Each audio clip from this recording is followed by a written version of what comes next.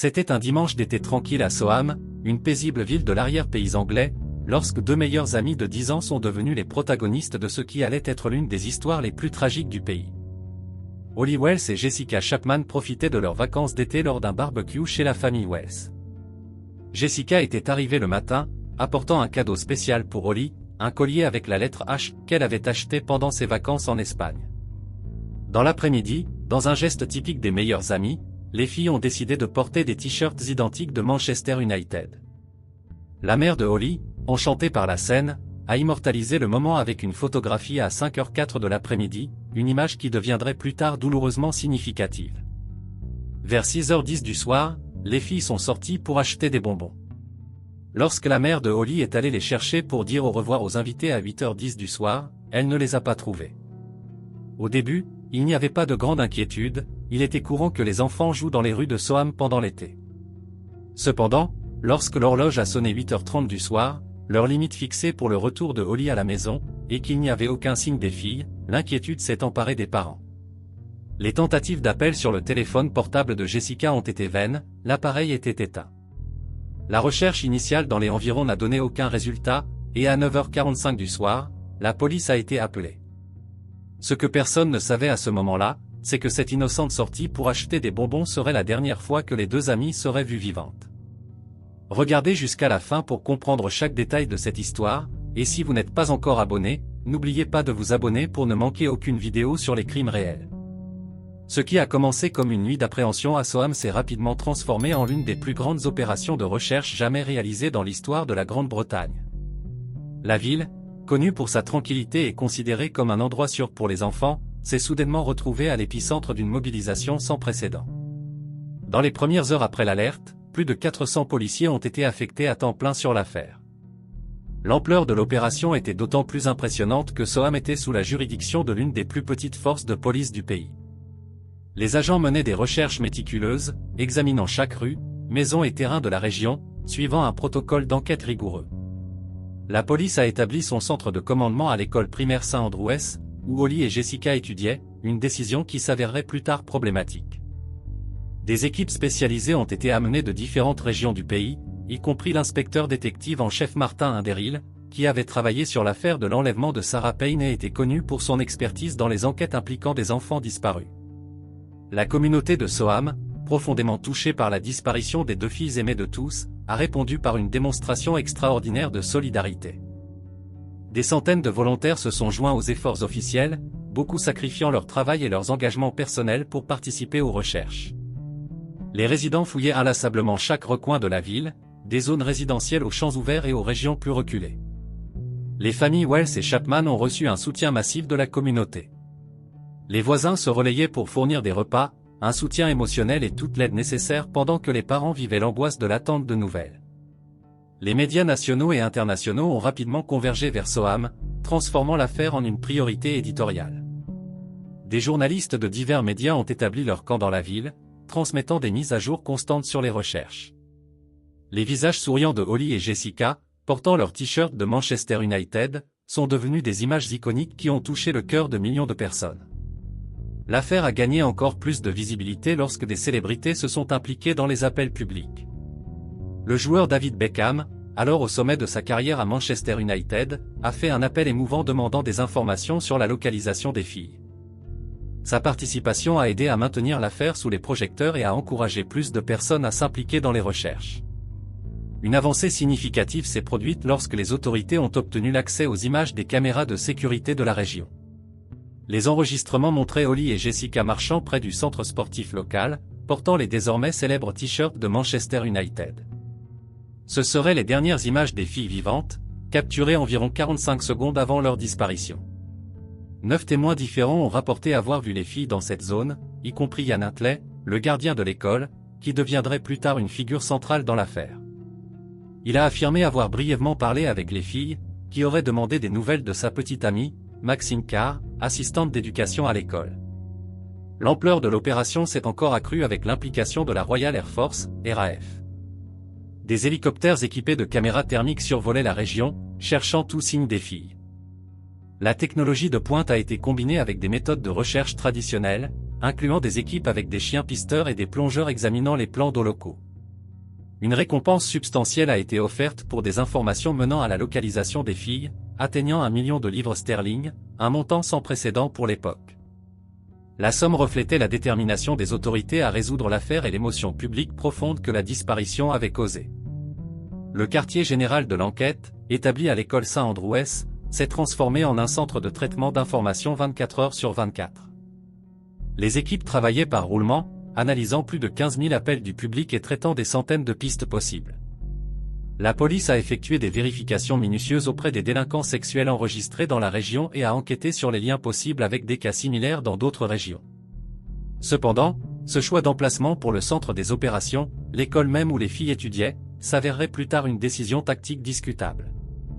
Le lieu qui devait être le point central de l'enquête finirait par être, ironiquement, lié de manière cruciale au crime même qu'ils essayaient de résoudre. Pendant que la communauté de Soham s'unissait dans les recherches de Holly et Jessica, un personnage en particulier a commencé à se démarquer de manière inquiétante. Ian Huntley, le gardien de l'école Saint-Andrews où les filles étudiaient, a progressivement attiré l'attention des enquêteurs à travers un schéma de comportement qui oscillait entre le suspect et le bizarre. À un moment où la plupart des résidents de Soham exprimaient leur chagrin en silence, Huntley démontrait un besoin presque compulsif d'être sous les projecteurs. Il apparaissait constamment devant les caméras, donnant des interviews volontaires à divers médias. Dans ces apparitions, il détaillait sa supposée dernière rencontre avec les filles, décrivant comment elles étaient passées devant sa maison et avait demandé des nouvelles de sa petite amie, Maxine Carr. Le journaliste Jeremy Thompson de Sky News, qui a interviewé Huntley, se souviendrait plus tard de quelque chose de troublant dans son comportement. Il y avait quelque chose d'un peu étrange chez lui, il ne ressemblait pas à un méchant comme tel, je veux dire, il y a très peu de personnes qui ont meurtrier écrit sur le front, mais il y avait quelque chose d'inconfortable dans sa présence. Lors des interrogatoires initiaux, Huntley a montré un intérêt particulier pour les aspects forensiques de l'affaire. Dans un moment particulièrement révélateur, il a posé une seule question aux enquêteurs: combien de temps l'ADN reste-t-il sur les objets? Une question qui a immédiatement déclenché des alertes chez les policiers expérimentés. Son apparence physique a également commencé à soulever des soupçons. Huntley présentait des égratignures visibles sur le visage, qu'il attribuait à un incident avec son chien. L'explication, apparemment désinvolte, serait plus tard remise en question par les enquêteurs comme faisant partie d'un schéma plus large d'incohérence. Lorsque les enquêteurs ont visité la résidence de Huntley, située dans l'enceinte de l'école, ils ont trouvé un scénario qui semblait sorti d'un manuel de comportement criminel. La maison était méticuleusement propre, avec une forte odeur de désinfectant imprégnant toutes les pièces. C'était comme si quelqu'un avait essayé d'éliminer obsessionnellement toute trace ou preuve. Le nettoyage excessif contrastait avec l'état normal de la maison, connu des autres membres du personnel de l'école. C'était comme si l'environnement avait subi une transformation soudaine et complète, précisément dans les jours suivant la disparition des filles. L'affaire a pris une nouvelle dimension avec l'implication de Maxine Carr, la petite amie de Huntley et assistante d'éducation dans la même école. Carr a initialement fourni un alibi solide pour Huntley, affirmant qu'elle était avec lui pendant tout le dimanche de la disparition. Son témoignage semblait donner de la crédibilité à la version de Huntley des événements. Cependant, lors d'une interview télévisée, Carr a commis un faux pas crucial, elle s'est systématiquement référée aux filles au passé, comme si elle connaissait déjà leur sort à un moment où tout le monde gardait encore l'espoir de les retrouver vivantes. Un producteur de télévision a remarqué cette particularité linguistique, qui s'avérerait plus tard être un indice significatif. Au fur et à mesure que l'enquête progressait, les incohérences dans l'histoire de Huntley ont commencé à s'accumuler. Ses descriptions de la rencontre avec les filles variaient subtilement à chaque fois qu'il racontait l'histoire. Il démontrait une connaissance inhabituelle de détails de l'affaire qui n'avaient pas été rendus publics. Son comportement alternait entre des périodes de préoccupation apparemment excessives et des moments de détachement clinique des événements. Le tournant est survenu lorsque les enquêteurs ont découvert que Maxine Carr était en réalité dans sa ville natale, Grimsby, le jour de la disparition. Son alibi pour Huntley était une pure invention. Lorsqu'elle a été confrontée, Carr a d'abord maintenu son histoire, mais elle a finalement admis avoir menti pour protéger Huntley, affirmant craindre qu'il soit injustement accusé en raison de son passé. L'effondrement de l'alibi de Huntley, combiné à son comportement erratique et aux preuves physiques qui commençaient à émerger, a transformé le gardien serviable qui apparaissait à la télévision en principal suspect dans l'une des affaires les plus choquantes de l'histoire criminelle britannique. Le masque de préoccupation et de coopération qu'il avait si soigneusement construit commençait à se désintégrer, révélant une vérité beaucoup plus sombre derrière. 13 jours d'angoisse et d'incertitude ont pris fin tragiquement le 17 août 2002.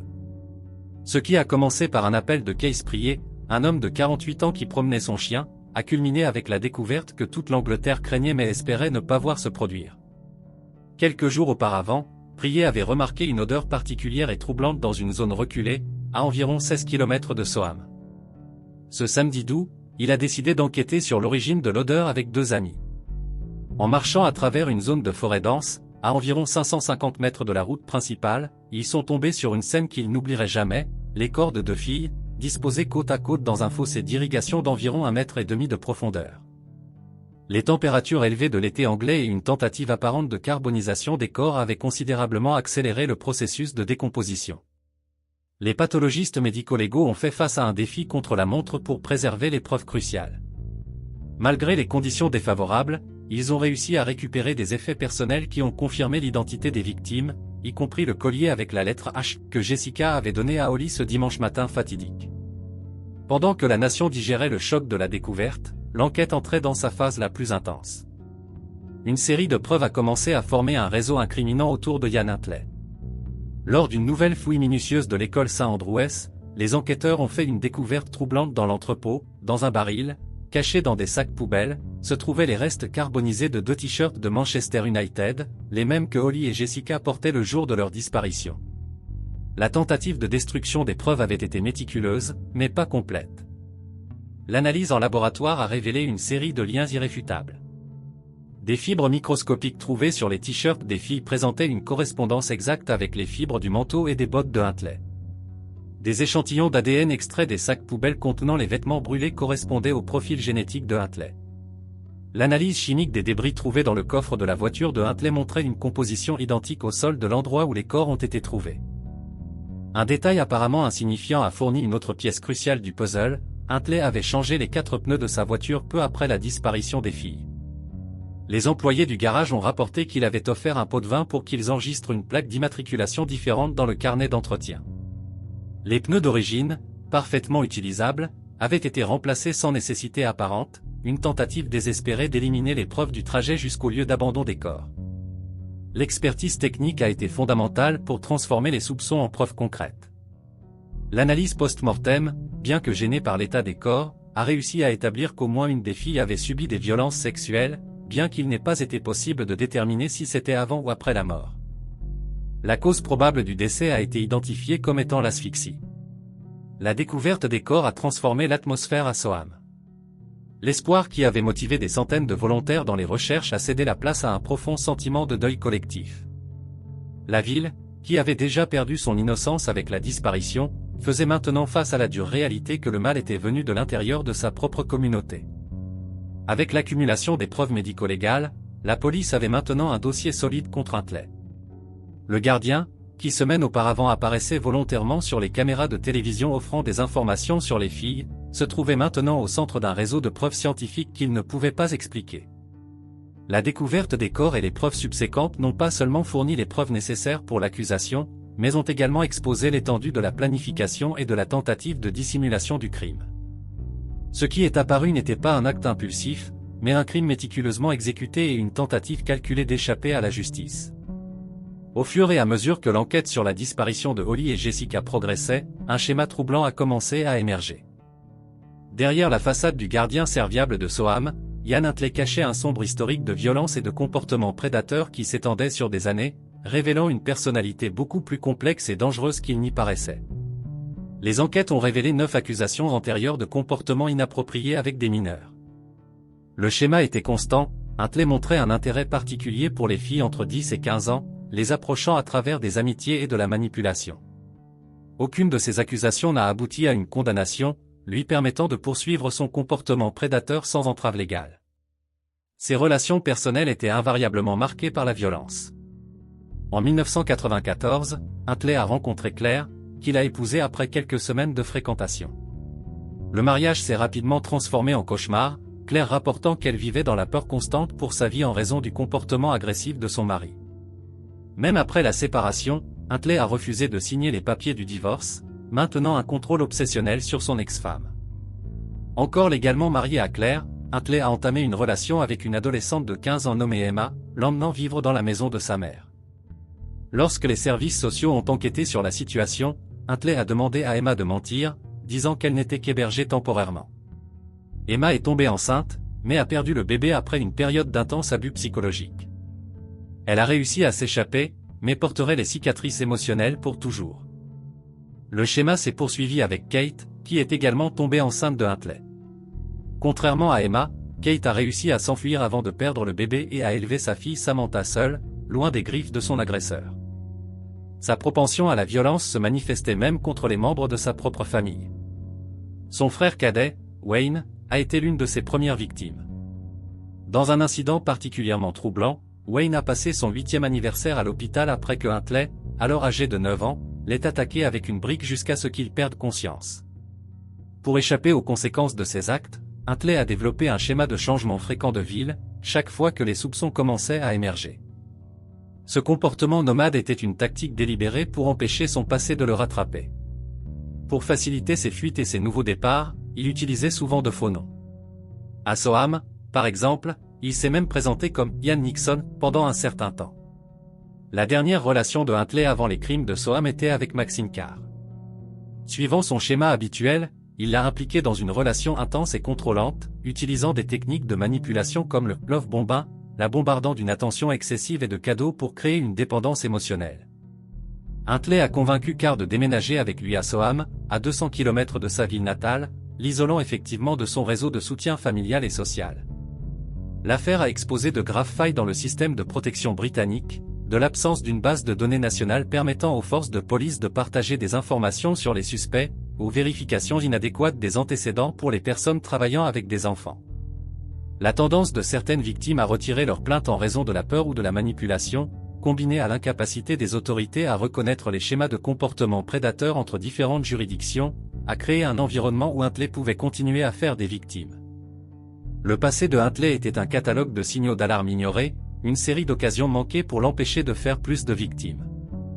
Chaque incident non résolu, chaque accusation insuffisamment enquêtée, chaque changement de ville sans suivi, a contribué à créer les conditions qui lui ont permis de finalement commettre ses crimes les plus odieux à Soham. En novembre 2003, l'Old Bailey, le célèbre tribunal pénal central de Londres, est devenu le théâtre de l'un des procès les plus attendus de l'histoire criminelle britannique. Ian Huntley, l'homme qui était apparu à plusieurs reprises à la télévision montrant son inquiétude pour la disparition de Holly et Jessica, était maintenant assis au banc des accusés, faisant face à des accusations pour le meurtre des 2 filles. Pendant le procès, Huntley a présenté une version des événements qui a laissé la cour perplexe. Selon son récit, Holly était entrée dans sa maison avec un saignement de nez, demandant de l'aide. Dans la salle de bain, Huntley a prétendu avoir accidentellement glissé, faisant tomber Holly dans la baignoire pleine d'eau, où elle se serait noyée. Quant à Jessica, il a affirmé que la fille avait commencé à crier en voyant l'incident, et dans une tentative de la faire taire, il l'avait accidentellement étouffée. Les procureurs ont méthodiquement démonté ce récit improbable. Ils ont soutenu que la version de Huntley n'était rien d'autre qu'un « mensonge désespéré » d'un homme acculé par les preuves.